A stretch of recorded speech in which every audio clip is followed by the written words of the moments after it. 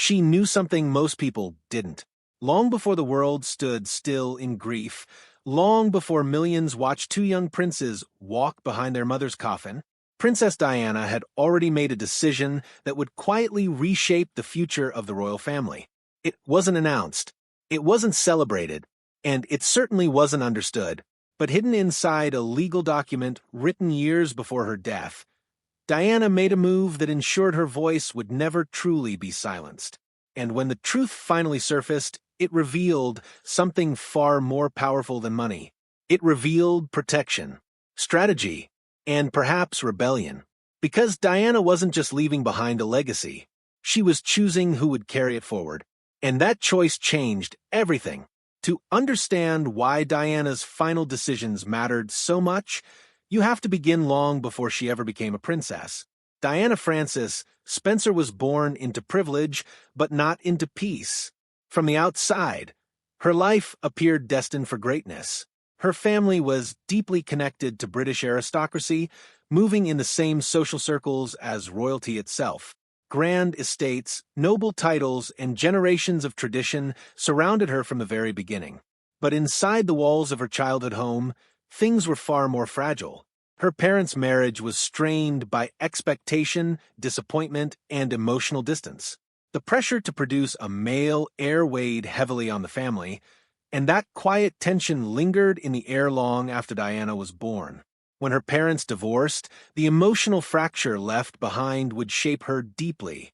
She was still a child, watching her world split apart, learning early that stability could disappear without warning. She grew up shy, sensitive, and observant.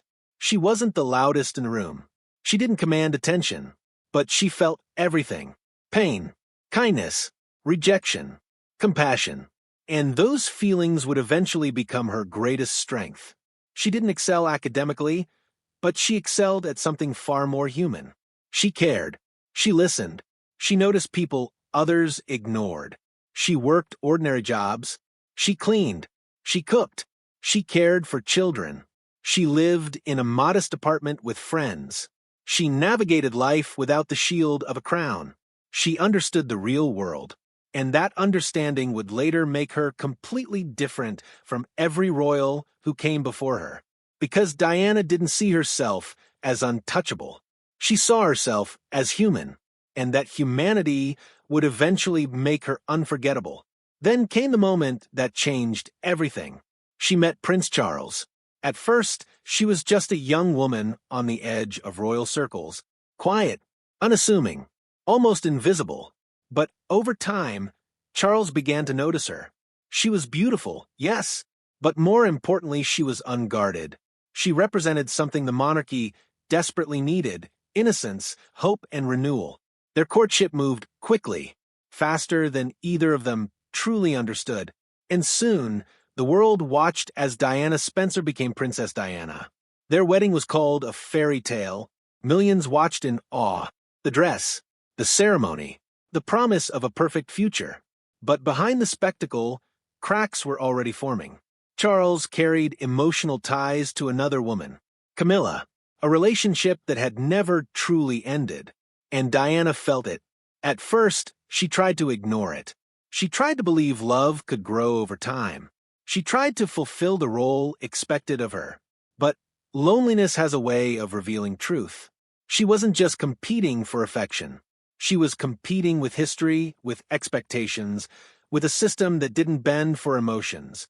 And slowly, the fairy tale began to dissolve. Yet, even in pain, Diana discovered her purpose.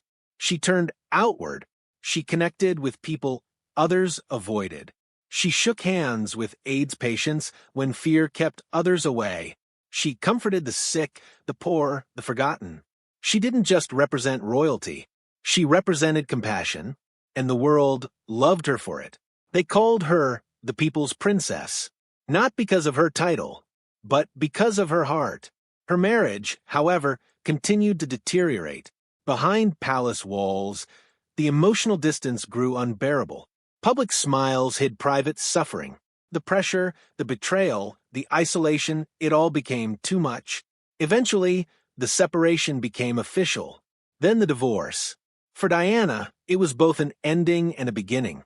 She lost the formal role of royal wife, but she gained something far more important: freedom.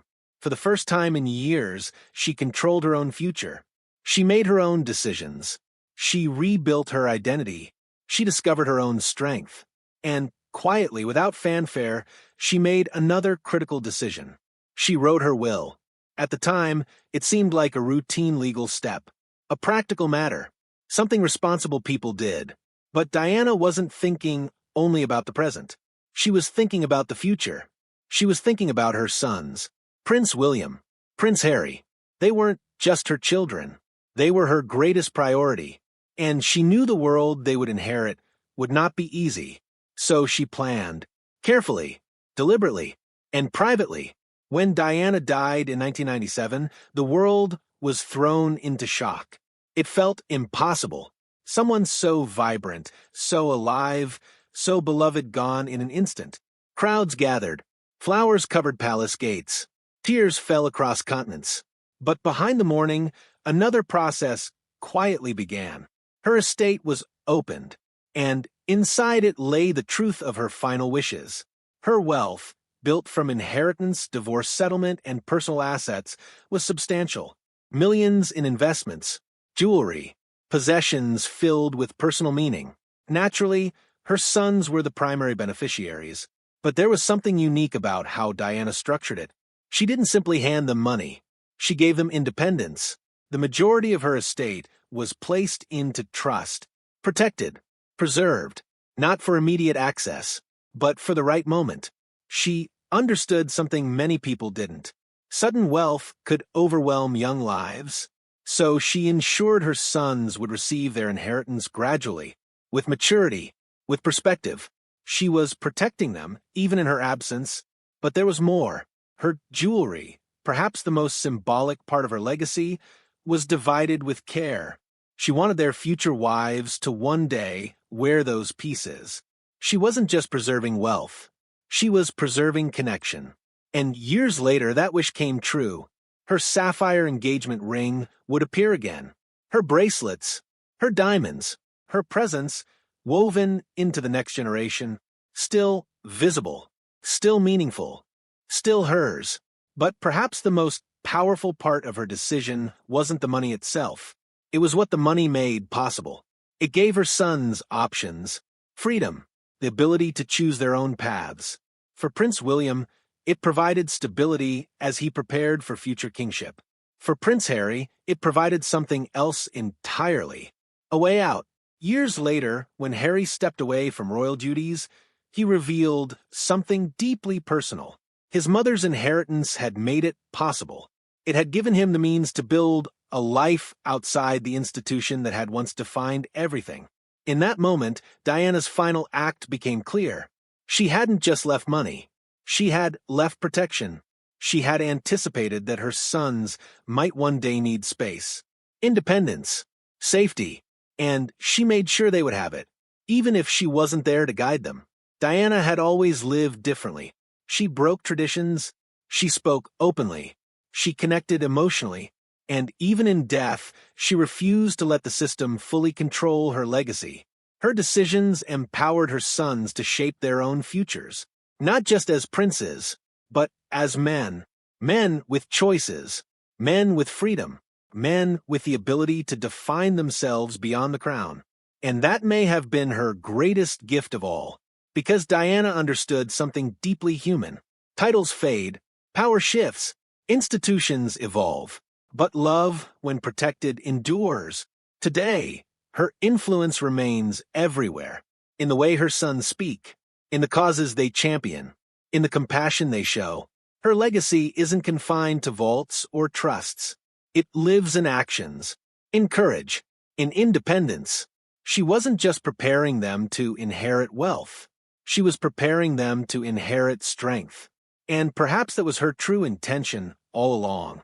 Not rebellion, not revenge, but protection. A mother's quiet promise that no matter what happened, they would never be powerless. Princess Diana entered the royal family as a shy young woman searching for belonging. She left it as something far greater, a symbol, a force, a legacy that could not be contained, and in the end, her final decision ensured that her story would never truly end. Because she didn't just leave behind memories, she left behind freedom. And freedom was something no crown could ever take away.